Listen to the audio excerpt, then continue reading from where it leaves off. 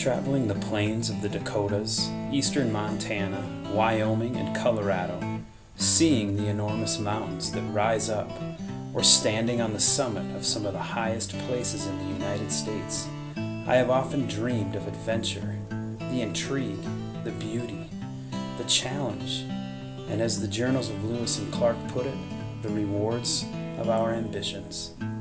I find myself dreaming, wondering, pondering. What was it like for the Corps of Discovery to explore these wild places, unknown to most? What was it like to see those enormous Rocky Mountains rising up from the plains? What was it like to explore this mysterious, unknown frontier? What emotions did they feel? Were they as taken back by the beauty as I am? Is that what kept them going? How were they able to endure and complete what they had set out to do?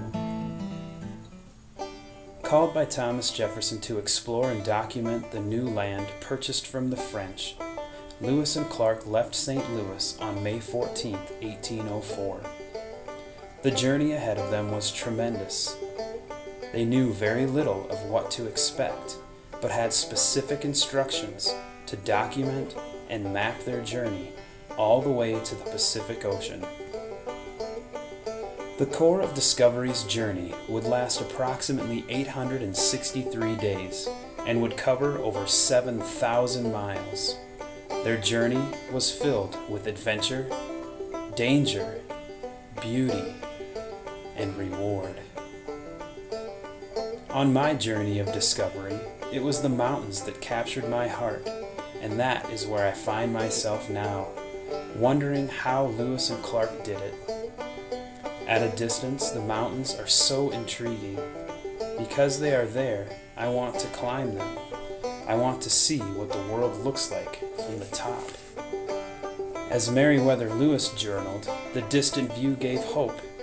The mountains to him, when he first saw them on May 26, 1805, were the object of all our hopes and the reward of all our ambition. On August 12, 1805, the explorers had reached the source of the Missouri River, high in the mountains of Montana, which yielded its distant and modest tribute to the parent ocean, where they felt themselves rewarded for all their labors and all their difficulties.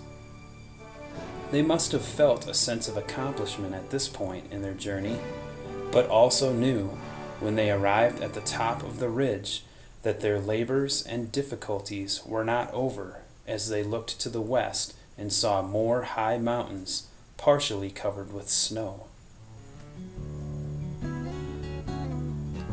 I can only imagine how they felt seeing more obstacles of that magnitude standing in their way. Intimidation is what comes to mind. The Corps of Discovery pressed on, however, knowing they had to keep going, but also believing they would be rewarded with the waters of the Columbia that would quench their thirst and take them to their destination. For me, it's one of life's great metaphors. Although I find myself standing on the summit one moment, I'm reminded that there are so many more peaks to climb and so many more valleys to navigate before I reach my destination. It can be intimidating from the top. Lewis and Clark completed their journey to the Pacific in November of 1805, but still had a long trip back. I must always remember that my journey goes on, as did Lewis and Clark's. Their journey has since been completed. The script they wrote opened the West to so many new adventures, and their story continues to be told. The intrigue, the beauty, and the challenge of the unknown are what draw me to explore. But I wonder, as I look out on thousands of peaks, or stand in the enormous expanse of the open plains, will I have the strength and the character to finish my journey and reap the rewards of my ambitions? What script will I write? Will my story be told?